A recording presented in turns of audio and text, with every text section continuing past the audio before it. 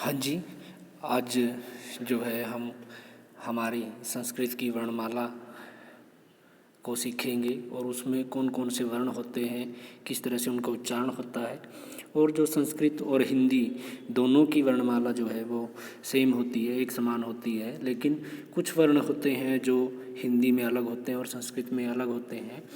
तो हम जो है इन दोनों का वर्णमाला का अध्ययन करते हैं। और जो सर्वप्रथम जो है हमने स्वर लिखे हुए हैं, उसके बाद व्यंजन है, और इसी तरह से जो है हम जो है इनका देखेंगे कि कौन कौन से वर्ण होते हैं, कौन से पहले आते हैं, कौन से बाद में होते हैं। ठीक है, तो सर्वप्रथम जो है स्वर आते हैं और उनके बाद व्यंजन वर्ण आते हैं। और स्वर में कौन सा वर्ण पहले आता है और कौन सा बाद में आता है, इन सभी का हम इसमें वर्णन करते हैं। तो सर्वप्रथम जो है अ जो है क्या आएगा, अ जो ये दिया हुआ है ये अ है, उसके बाद आ, उसके बाद ई, बड़ी ई, ऊ, री। और जो ये दो वर्ण दिए हुए हैं री और लरी, इनका प्रयोग जो है हम संस्कृत में करते हैं। और बाकी जितने वर्ण दिए हुए स्वर वर्ण हैं वो हिंदी की तरह ही हैं। इसके बाद है ए, ऐ, ओ, और औ। ठीक है, तो ये सभी जो है हमारे स्वर वर्ण हैं। ठीक है, और उसके बाद ये दिया हुआ है कि अंग और अह, अंग और अह, ये क्या है, अयोग वाह है। अयोग वाह क्यों बोला, अयोग मतलब अ जिनके योग में है और वाह उसके साथ जो है वहन करते हैं, अंग है, इसको अनुस्वार कहते हैं। अह ये विसर्गों के रूप में प्रयोग करते हैं। और ये दोनों वर्ण हिंदी और संस्कृत में समान रूप से कार्य करते हैं। ठीक है, तो इस तरह से आप देखिए कि हिंदी में कितने वर्ण हुए, स्वर वर्ण 11, और संस्कृत में कितने हुए, 13 किस तरह से हुए कि जो ये दो वर्ण हैं री और लरी, ये एक्स्ट्रा दिए हुए हैं संस्कृत की वर्णमाला में, तो ये कितने हुए टोटल 13, और हिंदी में कितने होते हैं 11। ठीक है, इसके बाद है अंग और अह, ये अयोग वहा है।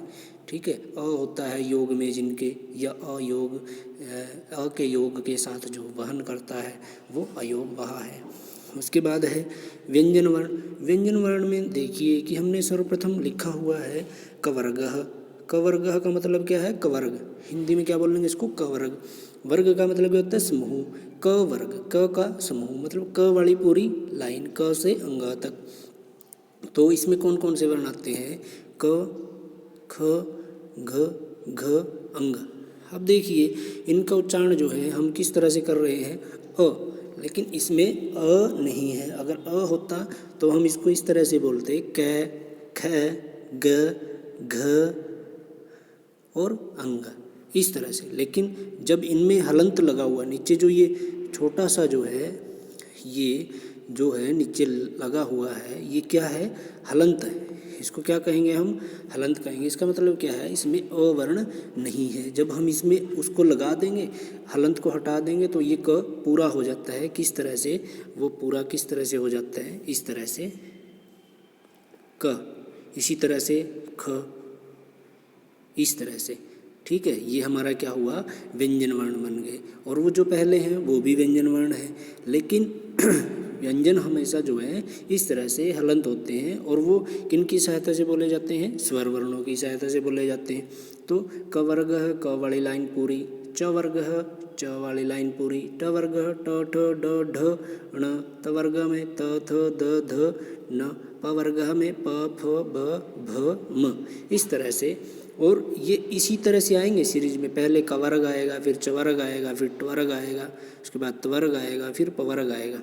तो हमने ये 5 वर्ग पढ़े हैं व्यंजन वर्णों में। और ये पांचों क्या हैं, हमारे स्पर्श व्यंजन हैं। ठीक है, इनको क्या कहते हैं, स्पर्श व्यंजन। इनकी संख्या कितनी है, 25, क्योंकि ये 5 वर्ग हैं और प्रत्येक वर्ग में 5 वर्ण हैं। तो ये इस तरह से टोटल कितने बन गए, 5, और मल्टीप्लाई 5 करेंगे तो 25 बन जाते हैं।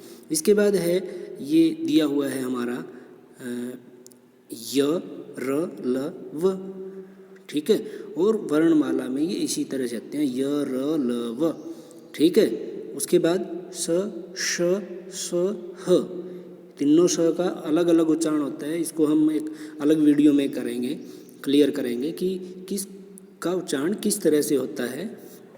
इसके लिए हम एक अलग से वीडियो बनाएंगे, ठीक है। तो य र ल व जो है इनको हम क्या कहते हैं, अंतस्थ वर्ण, अंतस्थ व्यंजन वर्ण। अब अगर क्वेश्चन पूछे कि अंतस्थ वर्ण कौन से होते हैं, तो य र ल व होते हैं। इनकी संख्या कितनी है, 4 होती है, ठीक है। अब अंतस्थ क्यों बोलते हैं इनको, क्योंकि ये अंदर की तरफ ही स्थित रहते हैं, अंदर की तरफ स्थित रहते हैं, हमारे मुख में ही जैसे अंदर ही अंदर बोल रहे हैं, य र ल व, ठीक है। उच्चारण करने से पता चल रहा है। लेकिन दूसरे जो हैं जैसे स श ह, इनमें क्या है, उष्म वर्ण। ये उष्म वर्ण है, क्यों कहते हैं, क्योंकि इनमें ऊष्मा निकलती है, ठीक है। और ये कितने वर्ण हैं, 4 वर्ण हैं। इसके बाद है क्ष त्र ज स्र द्य, जो इस तरह के वर्ण हैं इन्हें हम संयुक्त व्यंजन कहते हैं। मतलब संयुक्त व्यंजन का मतलब क्या है, जो 2 या 2 से अधिक व्यंजनों से मिलकर बने होते हैं उसे क्या कहते हैं, संयुक्त व्यंजन कहते हैं। तो ये हमारा क्ष है, क और श, अ क्या बन गया, क्ष। त्र में आधा त, आधा र और प्लस में अ लगाया है। देखिए त तो आधा ही आएगा, पहला वर्ण हर एक संयुक्त व्यंजन में आधा आता है, उसके बाद का जो वर्ण होता है वो पूरा होता है, लेकिन उसको हलंत लगा करके उसमें से अ को अलग कर देते हैं। जैसे त्र है, त्र को हम ऐसे भी लिख सकते हैं, त और प्लस में र, त हलंत और र, ये भी हमारा ठीक है। और अगर हम जो है इसको इस तरह से लिखें, त हलंत र हलंत और अ, तो हमारा ये भी ठीक है, ठीक है। तो ये इस तरह से हम इन दोनों का, इनका इस 2 तरह से जो है, इस प्रकार 2 प्रकार से इनका हम जो है वर्ण विच्छेद कर सकते हैं। तो इसके बाद है श्र है, श र और श्र द्य, जैसा हम विद्यालय में डालते हैं, द्य होता है आधा द य और अ द्य। ये क्या हुआ, संयुक्त व्यंजन, ठीक है। आज हमने वर्णमाला को पढ़ा, तो इसके बाद हम वर्णमाला से रिलेटेड इसमें स्वर व्यंजन आते हैं, उसकी डेफिनेशन क्या होती है, व्यंजन वर्ण कौन से हैं, उनकी संख्या कितनी है, किस तरह से उच्चारण होता है, इसी तरह से हम नेक्स्ट वीडियो में इनकी चर्चा करेंगे। Thank you.